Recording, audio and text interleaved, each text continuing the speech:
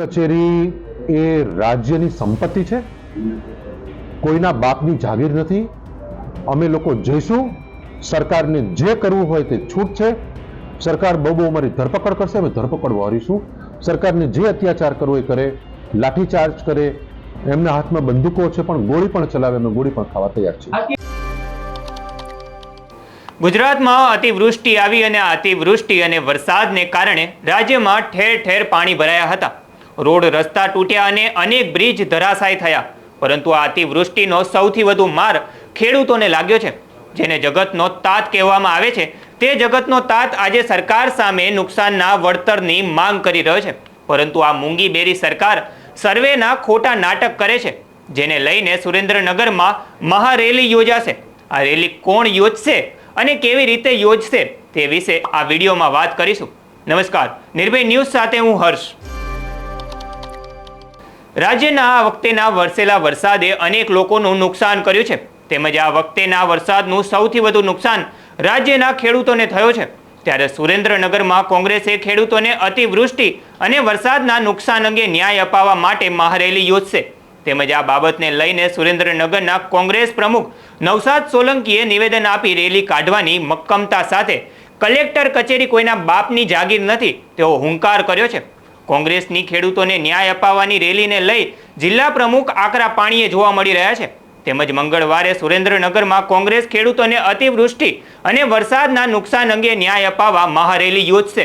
સુરેન્દ્રનગરને પૂરગ્રસ્ત વિસ્તાર તરીકે જાહેર કરવામાં આવે તેવી માંગ પણ હાલ કરવામાં આવી રહી છે. સાથે સાથે આ બાબતે કલેક્ટરને આવેદનપત્ર પણ આપવામાં આવશે.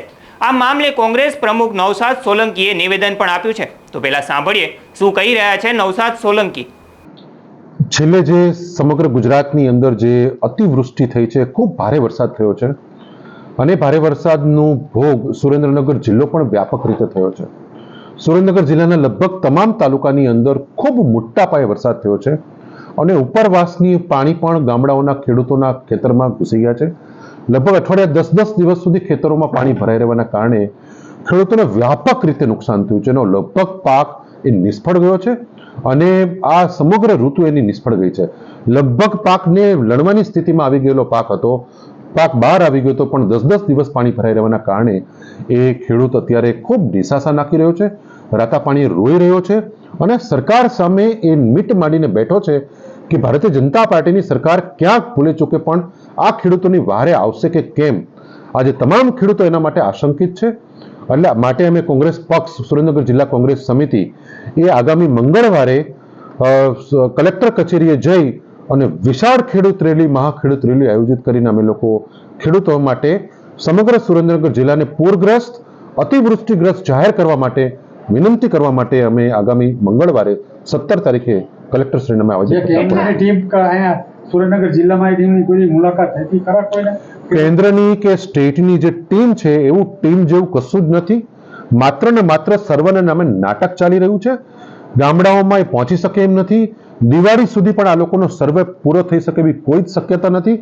હમણાં અઠવાડિયાની અંદર જ તડકો નીકળ્યા બાદ ખેડૂતો પોતાના ખેતરો સાફ કરી અને સરખા કરી દેશે અને ત્યારે આ સર્વેની ટીમ જશે ત્યારે એને કોઈ જ નુકસાની દેખાશે નહીં અને એના કારણે કોઈ ખેડૂતોને એક પણ રૂપિયાનો લાભ કે વળતર મળી શકે એવી પરિસ્થિતિ નથી. આ બાબત ખેડૂતો બરોબર જાણી ચૂક્યા છે અને એટલા માટે જ આગામી મંગળવારે આ જિલ્લાને પૂરગ્રસ્ત અને અતિવૃષ્ટિગ્રસ્ત જાહેર કરે એવી માંગણી સાથે અમે લોકો જઈશું. સરકારને જે કરવું હોય તે છૂટ છે. સરકાર બહુ અમારી ધરપકડ કરશે, અમે ધરપકડ વારીશું. સરકારને જે અત્યાચાર કરવો એ કરે, લાઠીચાર્જ કરે, એમના હાથમાં બંદૂકો છે પણ ગોળી પણ ચલાવે, અમે ગોળી પણ ખાવા તૈયાર છીએ. અત્યારે જે સર્વે કરવામાં આવ્યું છે એ શું લોલીપોપ છે? બિલકુલ ખેડૂતોને એવું લાગી રહ્યું છે. ખેડૂતોમાં મેં ઘણા બધા ગામડાઓનો પ્રયાસ કર્યો, એમાં ખેડૂતોને એવું સ્પષ્ટ લાગી રહ્યું છે કે સરકાર સર્વેના નામે માત્ર નાટક કરી રહી છે અને કોઈને 1 રૂપિયો પણ ન આપવો પડે એટલા માટે એક ગ્રામ સેવકને 15 20 ગામો આપ્યા હોય, એની પાસે 25 ગામો હોય, ક્યારે પહોંચી શકે? એક ગામના ખેતરો હોય, દાખલા તરીકે 500 ખેતર હોય, 500 સર્વે નંબર હોય, એ 500 સર્વે નંબરમાં એક ગ્રામ સેવક ક્યારે પહોંચી શકે? હજી તો ખેતરોમાં પાણી ભર્યા છે, ત્યાં પહોંચીને જોઈ શકે એવી પરિસ્થિતિ નથી.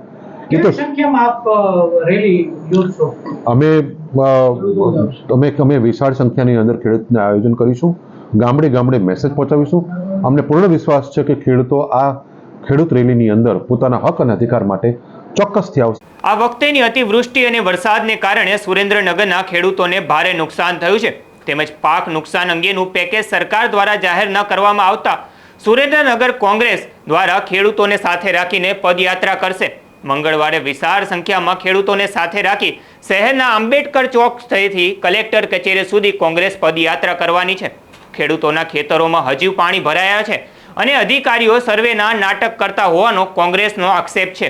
તેમજ કપાસ, તલ, મગફળી જેવા પાકોને વ્યાપક નુકસાન થયું છે, પરંતુ સરકાર દ્વારા હજી સુધી ખેડૂતોને નુકસાન અંગેનો કોઈ પેકેજ જાહેર કરવામાં આવ્યું નથી તેવા આક્ષેપો કોંગ્રેસ દ્વારા કરવામાં આવી રહ્યા છે.